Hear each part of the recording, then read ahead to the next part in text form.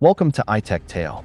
Here are the most important tech stories you need to know this week, from Apple and iOS to AI and everything in between.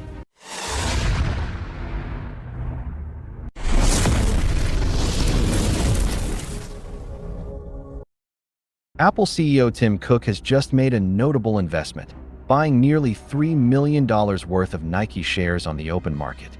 According to a recent filing, Cook purchased 50,000 shares on December 22nd and now owns about 105,000 shares, valued at close to $6 million. The news pushed Nike's stock higher after a recent drop tied to business challenges, especially in China. The move also stands out because Cook has been closely involved with Nike for years as a board member and senior director, making this his largest Nike stock purchase in a long time. If you have a 3D printer, you can now get a feel for Apple's rumored foldable iPhone before it arrives. A designer has shared a life-size 3D printable dummy based on recent leaks, showing a phone that's roughly 5.4 inches when closed and about 7.6 inches when opened.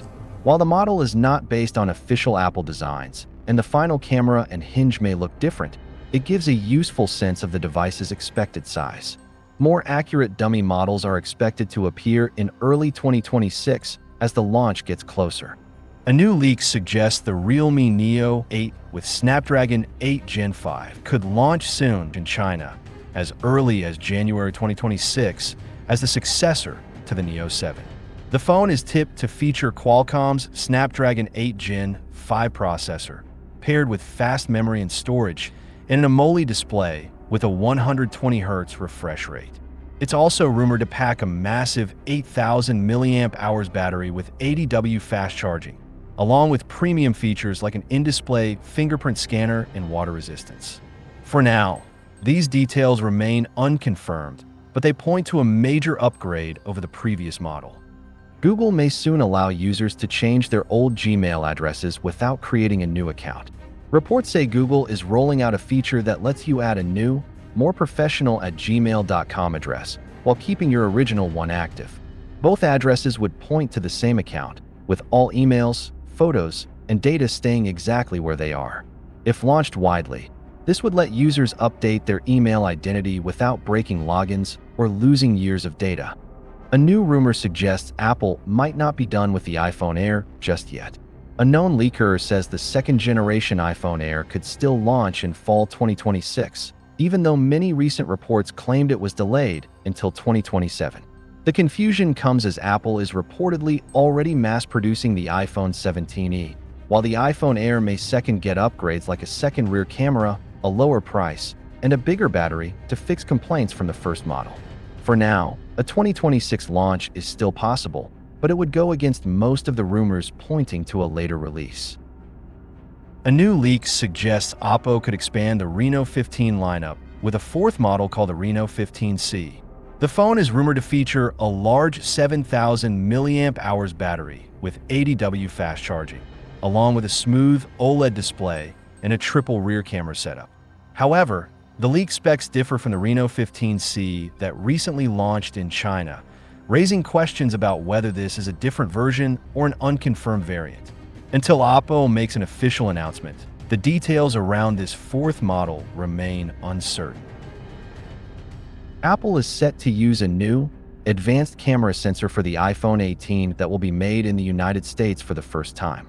According to a report, Samsung will produce the image sensor at its existing factory in Austin, Texas, after investing heavily in new equipment and hiring staff. The new sensor design should improve low-light photos, image quality, and power efficiency by stacking multiple layers inside the sensor. This also marks a major shift for Apple, as it moves away from Sony being the only supplier of iPhone camera sensors. Apple is still testing advanced ultra-thin glass to reduce or possibly eliminate the visible crease on its foldable iPhone display.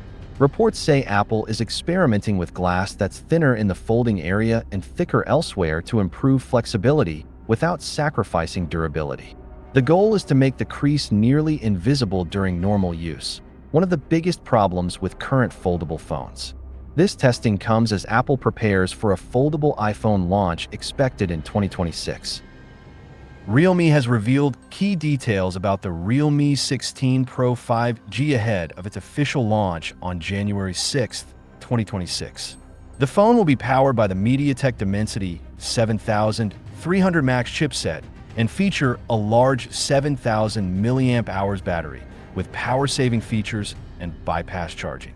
It also comes with a high-end AMOLED display offering a 144 Hz refresh rate, 1.5K resolution, and very high brightness levels.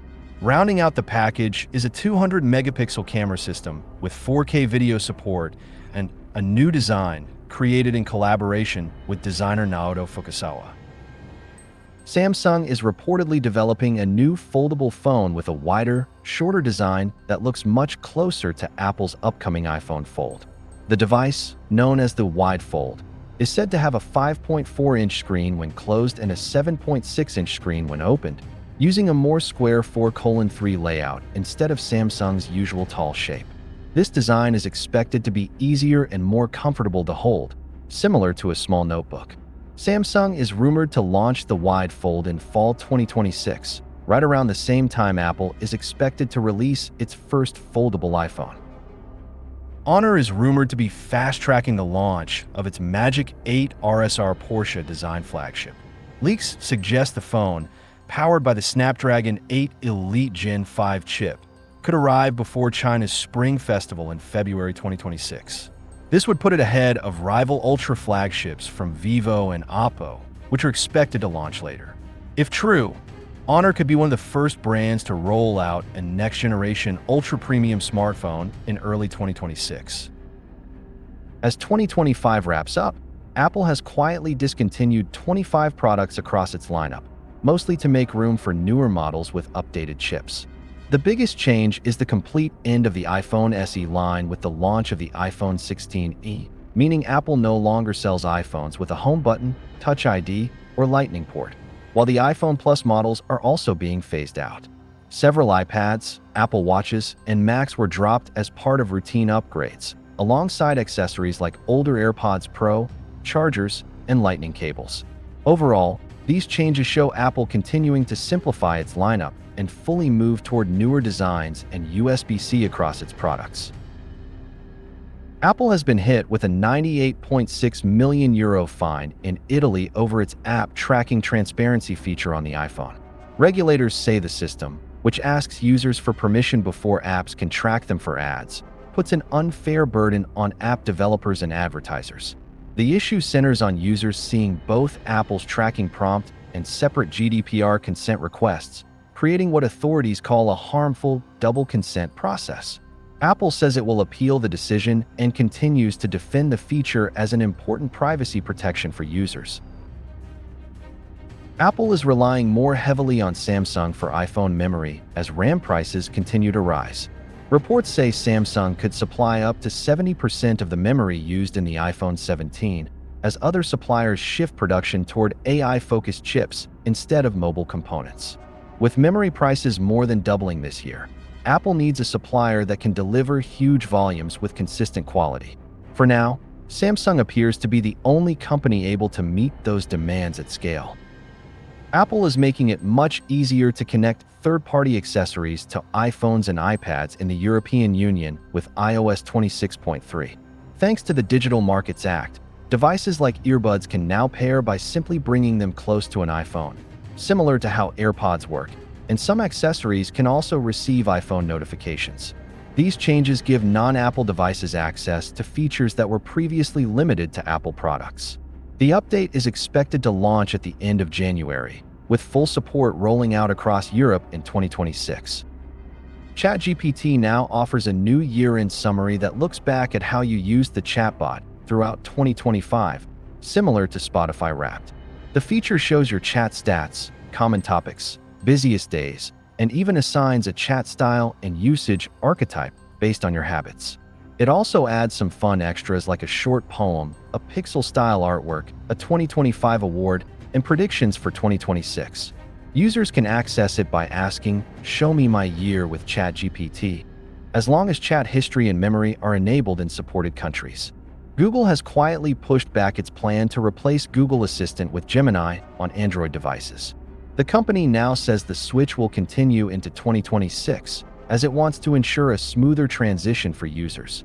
Gemini has more advanced AI abilities, but many users have complained it still struggles with basic tasks that Google Assistant handled well. For now, Android users can keep using Google Assistant or switch back if they've already tried Gemini.